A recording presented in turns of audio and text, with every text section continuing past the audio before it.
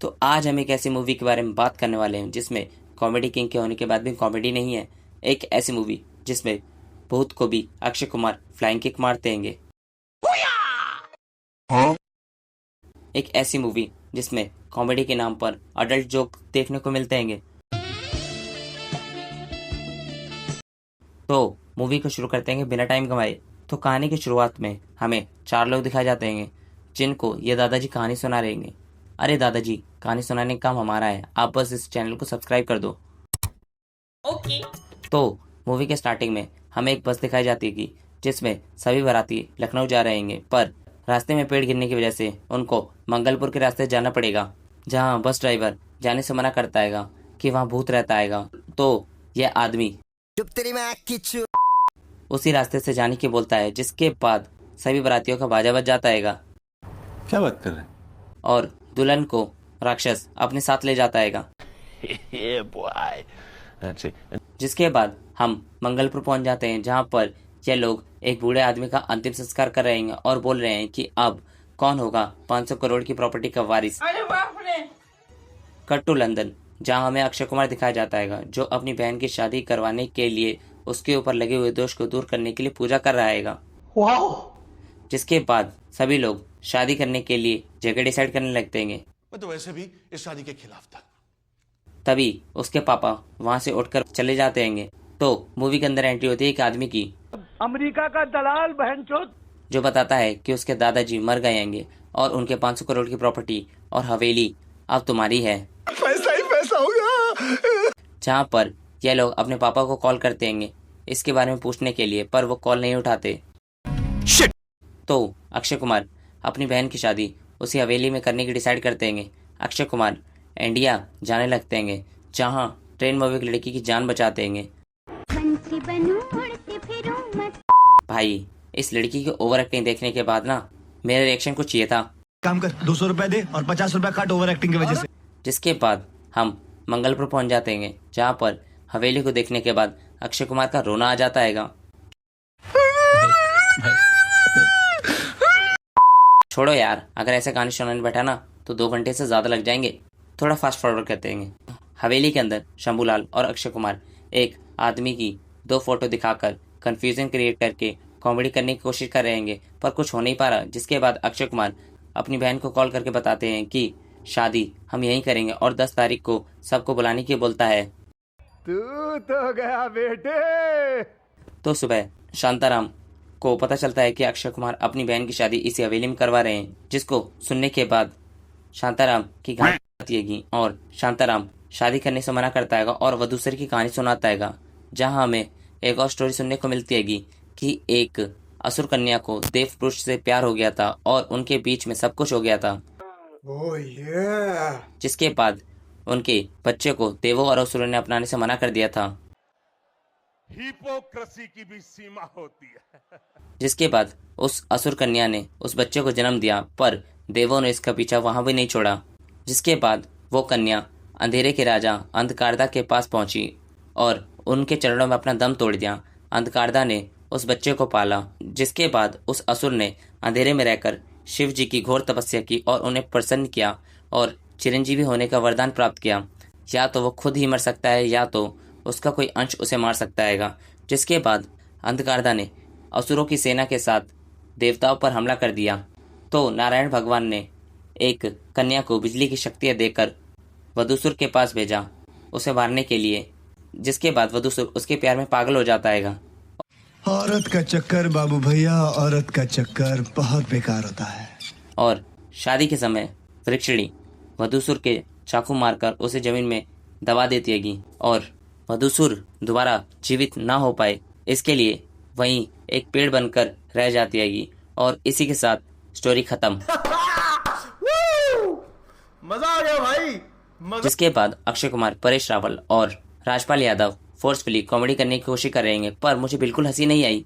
Comedy के नाम पर प्रियदर्शन जी परेश रावल की पिछवाड़े के पीछे ही पड़ गए और अक्षय कुमार और राजपाल यादव की नोकझोंक दिखा दी। हॉरर कॉमेडी के नाम पर भूत की माँ की वल्गर सीन दिखाकर जो कॉमेडी की है, इसको देखने से अच्छा मैं R2H की वीडियो देख लेता। शायद उसको देखकर मुझे दोबारा हंसी आ जाती। सही बात है। Back to movie. जहां अक्षय कुमार काली के पास जाते हैं, जो अक्षय कुमार को हवेली के ओरिजिनल डॉक्यूमेंट देता है। बाय द वे, एक बात तो बताना भूल ही गया, अक्षय कुमार को करंट लगा था, जिसके बाद उसी लड़की ने सीपीआर देखकर अक्षय कुमार की जान बचाई थी। मौसम तो ऐसा लग रहा है दिल गार्डन गार्डन हो रहा है, बहुत मजा आ रहा है यहाँ पे। क्या लबे। जिसके बाद अक्षय कुमार को मरे हुए लोग दिखाई देने लगते हैं, ताकि प्रियदर्शन जी कंफ्यूजन क्रिएट करके कॉमेडी कर सके, पर कुछ कर नहीं पा रहे। आई एम सॉरी बाबू। तो रात में चिरंजीवी वधूसुर राजपाल के अंदर घुस जाता है और ऐसी हरकतें करता है।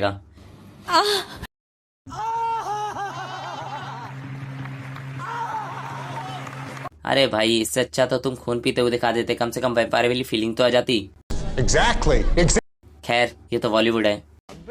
हमारे यहाँ ऐसा ही होता है। जिसके बाद अक्षय कुमार की मुलाकात दोबारा उसी लड़की से होती है जिसने उसकी जान बचाई थी। जहां रात में वो लड़की उसको शादी करने से मना करती है, पर अक्षय कुमार बात नहीं मानता। मरना है क्या बॉस? रात में राजपाल यादव उठकर जंगल की तरफ जाने लगता है। अक्षय कुमार और परेश रावल उसका पीछा करने लगते हैं, जहां पर उन्हें वही मंदिर और पेड़ दिखाया जाता है, जिसको देखने के बाद अक्षय कुमार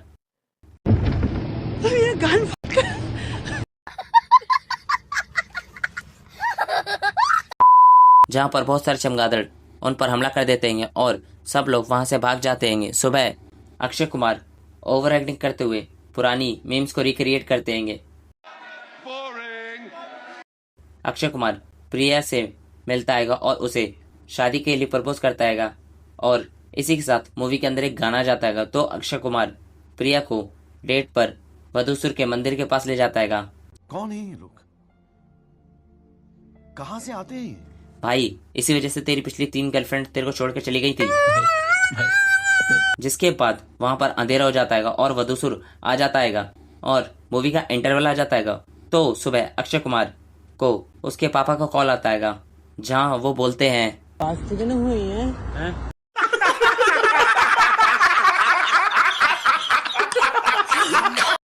कि तुम गोपालदास आश्रम जाओ और पंडित जी से मिलो। अगर वो बोलेंगे तो ये शादी होगी, नहीं तो कैंसल कैंसल कैंसल करो अभी। तो पंडित जी शादी का अप्रूवल दे देते हैं। थैंक यू, आपका ये उपकार जिंदगी भर याद रहेगा मुझे। और कंफर्मेशन के लिए अपने चेले को अक्षय कुमार के साथ भेजते हैं। जहां आते ही वो उसी दरवाजे के पास जाता है जो कई सालों से खुला नहीं था, जहां पंडित जी को जोर से धक्का लगता है और पंडित जी अपना बोरिया बिस्तर लेकर वहां से भागने लगते हैं। तभी रास्ते में जाते हुए वधूसुर अंधेरा कर देता है और एक साया उनका पीछा करने लगता है। तो पंडित जी मंदिर में रुकने की बोलते हैं और जाते कहां से हैं? शमशान घाट के रास्ते से। अबे चूतियो, वधूसुर के आने से पहले ही कोई पिशाच तुम्हारी गुलदस्ता बना देगा। तो मंदिर पहुंचने से पहले पंडित जी का गेम बच जाता है, जिसके बाद अक्षय कुमार को भी कंफर्मेशन हो जाता है कि यहाँ भूत है, पर ये चूतिया उसी हवेली में रहता है, वहां से कहीं नहीं जाता और सभी लोगों को भी वहां बुला लेता है। कैसा भाई, अरे अपनी बहन की शादी में भूतों को इन्वाइट कराएगा। तेरे बाप को मत सिखा, चल। जिसके बाद अक्षय कुमार के पापा भी वहां आ जाते हैं, जो सीधा पंडित जी के पास जाते हैं। बिल्कुल रिस्क नहीं लेने का पता। जहां पंडित जी उनको बोलते हैं कि दिन में शादी करके निपटारा करवा दो और जल्दी जल्दी वहां से भाग जाओ। चालाक ब्रो। अजी घंटा, वो चिरंजीवी राक्षस है, दिन में भी अंधेरा कर देगा। कोई बात नहीं, हम तो हैं। और ये पंडित जी अक्षय कुमार के जाने के बाद सच्चाई बताते हैं कि वधूसुर आएगा और 1-2 का गेम बजा कर जाएगा। तो पहले बताना चाहिए था ना। सॉरी। तो पंडित जी के बोलने पर अक्षय कुमार काली के पास जाते हैं और उससे उस कमरे की चाबी मांगते हैं, जहाँ दोनों के बीच में लड़ाई होने लगती है। तभी कहानी का प्लॉट ट्विस्ट आता है कि अक्षय कुमार के दादाजी मरे ही नहीं थे। और अक्षय कुमार के बाप उसके दादा को गुरुजी बोलता है। अक्षय कुमार के पापा अक्षय कुमार को बताते हैं कि वो उसका बाप नहीं है। 2000। तो ये गुरुजी के 2 चेले थे, एक अक्षय कुमार का बाप और दूसरा ये आदमी, जहां उनकी मुलाकात तब्बू से होती है। तो अक्षय कुमार के बाप को उससे प्यार हो जाता है और तब्बू भी उसे पसंद करने लगती है। अक्षय कुमार का बाप भी तब्बू को पसंद करता था। अरे साला इतना अलगे फ्रॉड चल रहा है। तो एक दिन नाटक के दौरान यह अक्षय कुमार का दूसरा बाप तब्बू को गिरते हुए बचाता है। गुरुजी को भी इन दोनों के चक्कर के बारे में पता चल जाता है, तो गुरुजी इनकी शादी फिक्स कर देते हैं। पर अक्षय कुमार के पापा को ये पसंद नहीं आता, तो मंत्रों की मशीन को उल्टा चलाकर शैतान को जागृत कर देता है। तो अक्षय कुमार के पापा की इस हरकत को देखने के बाद उसकी शादी तब्बू से करवा देते हैं। पर उसी रात अक्षय कुमार को नंगा देखकर उसकी बीबी भाग जाती है। अगर क्यों? क्योंकि नंगा वो अपने पापा के कमरे में था।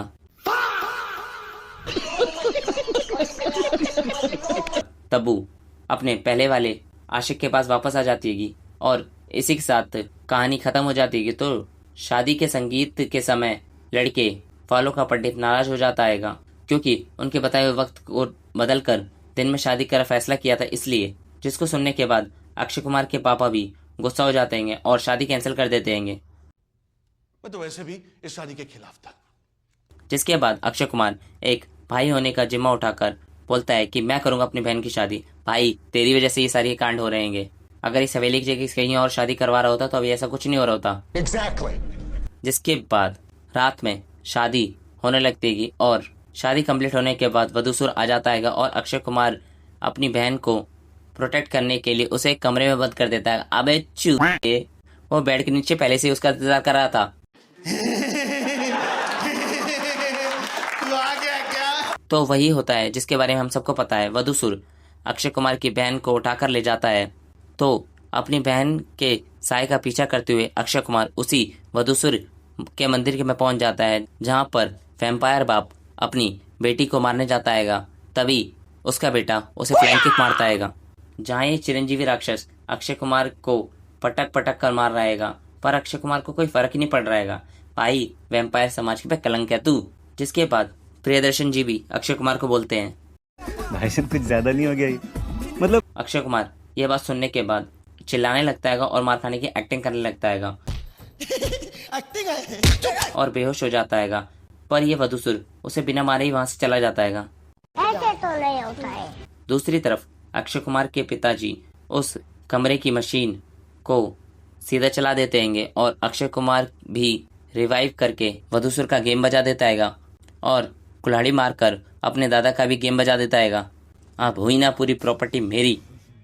सही पकड़े हैं। जिसके बाद मंदिर टूट जाता है और अक्षय कुमार अपनी बहन की जान बचा लेता है और इसी के साथ मूवी की हैप्पी एंडिंग हो जाती है। कि by the way, Akshay Kumar जिस लड़की से प्यार करता है वो भी भूतनी थी।